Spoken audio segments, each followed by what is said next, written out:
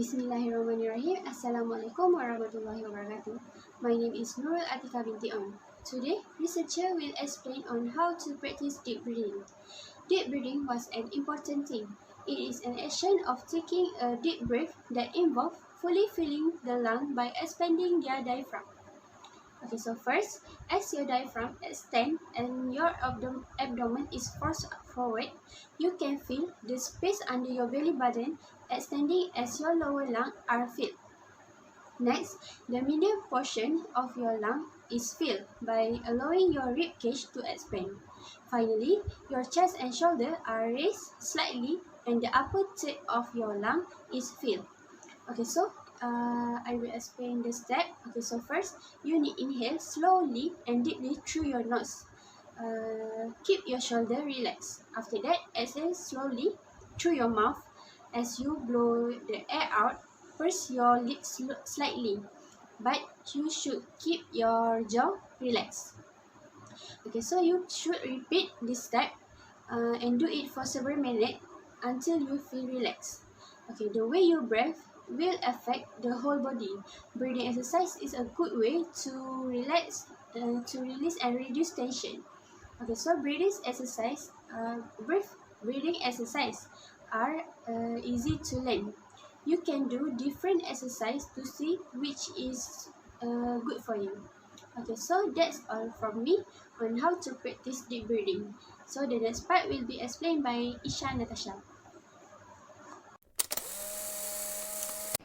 Assalamualaikum warahmatullahi wabarakatuh and salam sejahtera to my lecturer, Ms. Fatah Akila binti Abdul Razak and my fellow friends. So today I'm going to continue with our next topic, which is self-talk. So self-talk refers to the statement that athletes and the exercise refers to themselves. They might represent automatic verbalizations of speech. This self-talk statement can be said aloud, but most of the self-talk is converted into a silent voice inside our minds. Self-talk can be both in a positive way and in a negative way. Self-talk in a positive way occurs when you motivate yourself in a positive way, such as like you said to yourself, I can do this. This is my chance to improve my performance, and this is my chance to enhance my ability. Negative way in self-talk happens when you don't have a self-confidence inside yourself. This is because you are not sure what are you doing and why are you doing this, or you have an anxiety attack when it comes to the performance. If we use the self-talk in a negative way, it might affect our performance, and this is why most of the athletes who use the self-talk in a negative way will get a bad impact on their performance. I'm going to show you the example on how to use the self-talk in a positive way and self-talk in a negative way. So when it comes to the situation of using the self-talk in a positive way, for example, like Putri is an athlete girl. She is an expert in hockey, so she used the self-talk in a positive way. Like she always talks to herself, like by saying that, oh, I can do this, I can do this, I guarantee that I can win this competition. This competition is very important for me and my team. However, it might be different when we use the self-talk in a negative way. For example, Shakir is a football player, but he is new to this sport and he don't have any experience. So he used the self-talk but in a negative way to comfort himself. So he will say like, oh, I don't think I can win this competition. I don't think that this competition will make me improve my performance. Self-talk in a negative way, it might affect his performance in the competition. So I think that's it from me. Thank you and Assalamualaikum warahmatullahi wabarakatuh. Assalamualaikum warahmatullahi wabarakatuh. My name is Muhammad Hafiz Farhan bin Maksah from SR1133C. So today I would like to present about how to evaluate imagery ability. So first of all, I will give the definition of imagery ability. So imagery ability defined as an individual capability of forming vivid image, controllable image, and retaining them for sufficient time effect the desired imagery rehearsal. It means that the ability of our imagery to visualize using all the sense to rehearse our sports in our mind. Next, I'm gonna relate with my client. So I evaluate imagery ability to my client by using visual and kinesthetic. So it is because I want to see him either he has a perfect imagery ability or not. So I ask him a questionnaire to visualize what he want to do after I give him a instruction, and also in kinesthetic I ask him to wave the takraw ball. So when I realize that, I see that he can easily understand what he gonna do. So and also he also understand the next training session. For the conclusion is my client has a perfect imagery ability, which is he got more than 28 score marks, whereas for the visual he got 54, and for the kinesthetic he got 40 marks. So that's all from me. Assalamualaikum warahmatullahi wabarakatuh. My name is Syarah Sazli Meti Muhammad Zlan. I am from SR 113TC. Today I want to show you about practice imagery. But first of all, I want to explain about imagery. Imagery is very important to someone involved in sport and also important to an athlete. Imagery is try to make it realistic, but actually it's only in our minds only. And then this happen because imagery can make someone feel like they were in the competition, and it can make them easier to win the competition.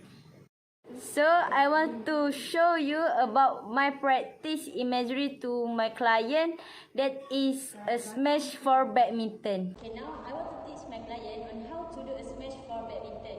Okay, Shnina, for first time, you close your eyes, and then you take a deep breath, and then get into your position. I want you to imagine about this instruction. And then you imagine you hold your racket, keep concentrate on you hold your racket, and then make sure you keep good balance on your racket. And for the third, raise your racket arm, maintain your balance, and then take the shutter of the highest point possible. And then you imagine you hit the shutter with a full arm swing. You can follow my instruction, Hasina? Yes, I can follow your instruction. Am I fast? No. Okay. And then you imagine you swing your racket as fast as you can. Imagine. And then follow through with your swing.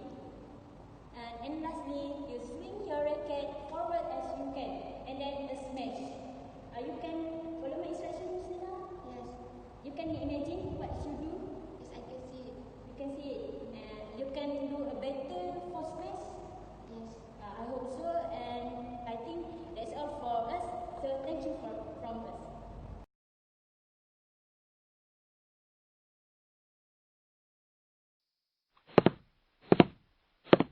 Assalamualaikum. Hi, my name is Ahmad Hakim bin Ahmad Garudin from SR1T3C. I'm going to presenting about how to evaluate the anxiety level. Before the competition, many of athletes have anxiety level that can interfere their performance. Some of athletes cannot be under pressure, and they don't know how to evaluate their anxiety level, how to control the anxiety level. Okay. So, how to evaluate the anxiety level? The first one is the athlete must enjoy the training enough before the competition. If the athlete don't have enough training, they don't have any preparation before the competition, that can make their anxiety level increase. So, the second one is the team spirit. At the locker room, before the competition, the teammates and coach or instructor must motivate each other to make their confidence level high, so it can decrease their anxiety level and their confidence can win the competitions. The third one is supporters and fans. So many of athletes will be under pressure because of supporters and fans. I suggest them to call their families and friends to come support the athlete. It can make their confidence level high and decrease the anxiety level. So the last one is the music.